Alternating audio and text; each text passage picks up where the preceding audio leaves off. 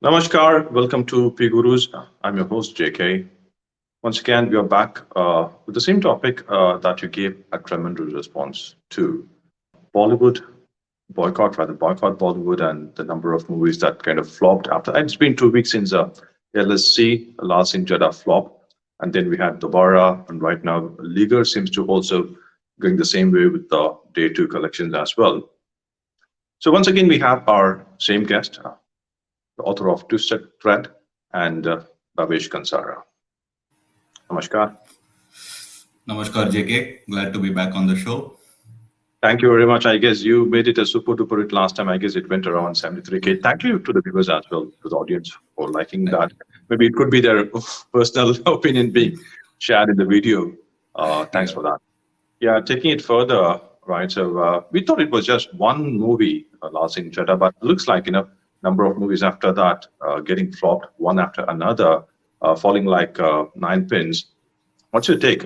In fact, are people seriously taking Bollywood boycott? One more thing, I guess we have to mention it's just a special mention to the team of Gems of Bollywood, who are making it easy for people to identify the cast and the stars. Those are who are actually going against what they require entertainment, right? They're just doing politics, this, that, everything else, but entertainment. So, what is your take, Hans?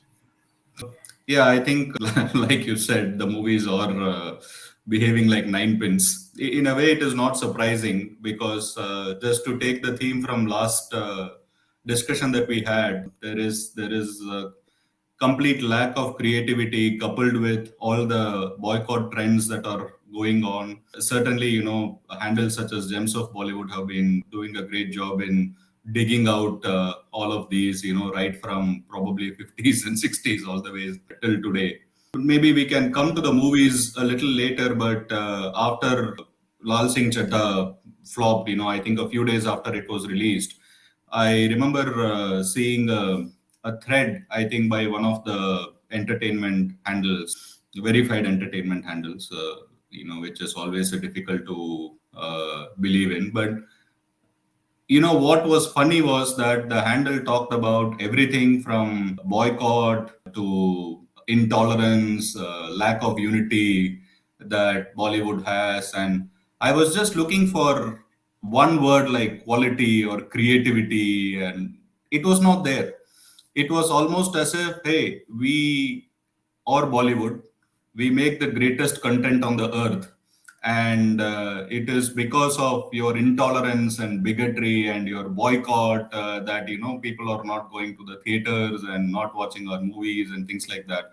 So it was as if that arrogance is still there in like bucketfuls. Okay. There were also videos that had come out before the release of Dobara and before the release of what's that movie Liger. I Like don't even know.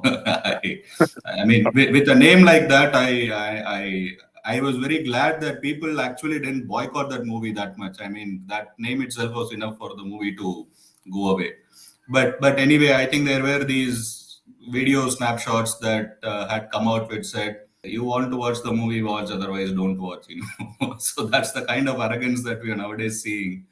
I think it's, and I'm not surprised that this is happening. It's probably going to become even a bigger trend. That's my feeling.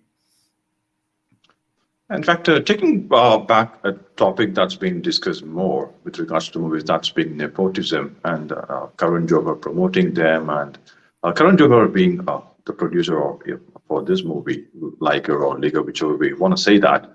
How do you say that? Is nepotism spoiling the industry along with the bad quality movies? Absolutely. I think there are no two ways about it. In general, my view has not been specifically against nepotism, but if you're able to couple nepotism and continue with some kind of quality and creativity, then people are still going to like it. The same that goes with politics as well. People say that nepotism is bad, but what happens is that industries such as Bollywood or the movie industry itself or avenues such as politics have become so evolved to an extent where it is very difficult for somebody from outside to enter in. And that is why when that happens, and that happens successfully, we always like that, because we always like underdogs to win.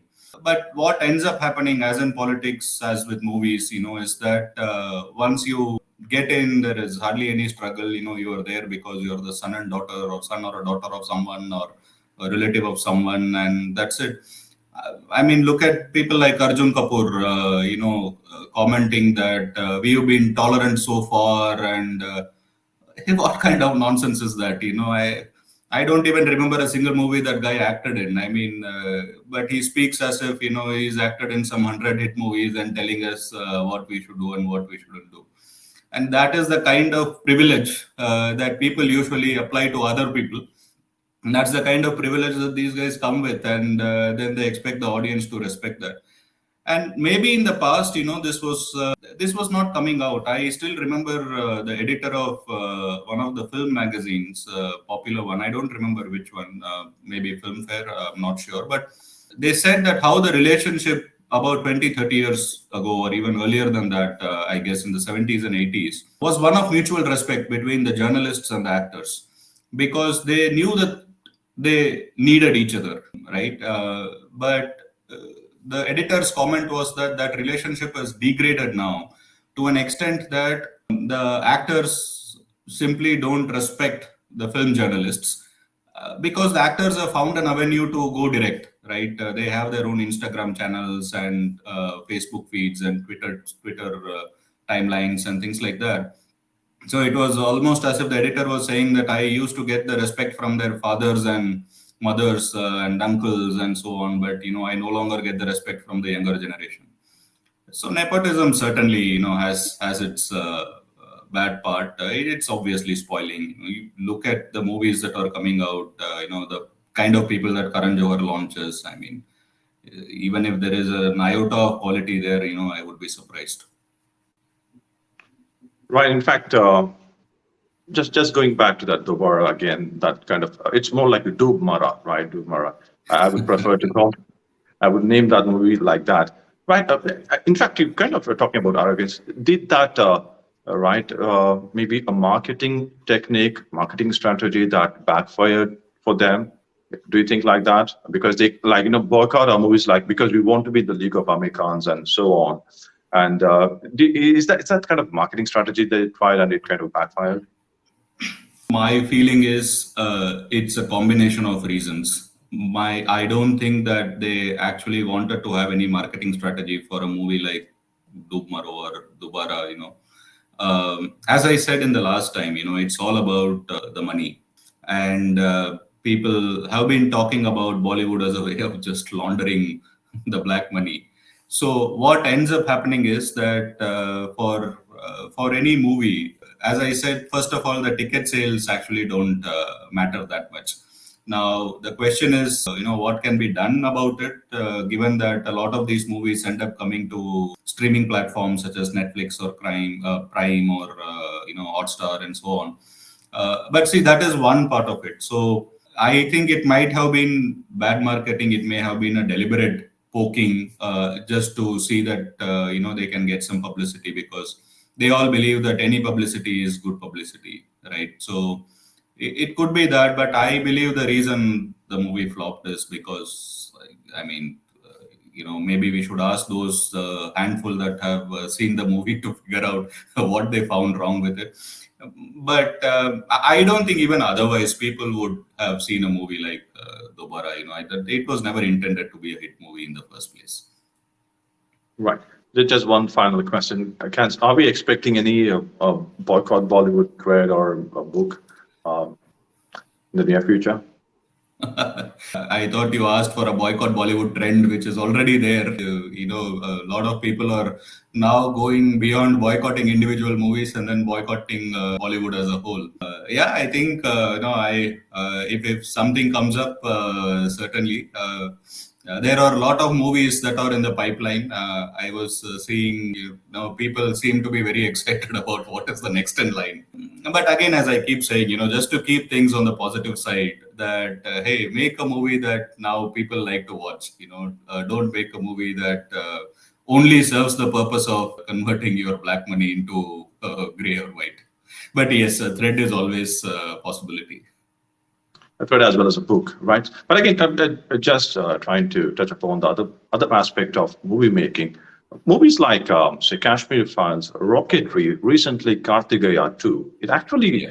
crossed 100 crores, right? A Telugu South Indian movie that was actually meant for Telugu audience, and it was remade, in fact, dubbed in Hindi, and that actually collecting 100 crores. What do you think? That's the point that I'm trying to make as well, which is that, I think that audience pulse becomes important, especially if your objective is to make a movie that audiences like. I don't think that is the objective with which Bollywood nowadays works. But if the objective is to make movies that the audiences like, then it makes sense to look at such themes. In fact, I was thinking about the RA protests that have been happening in Mumbai for so long.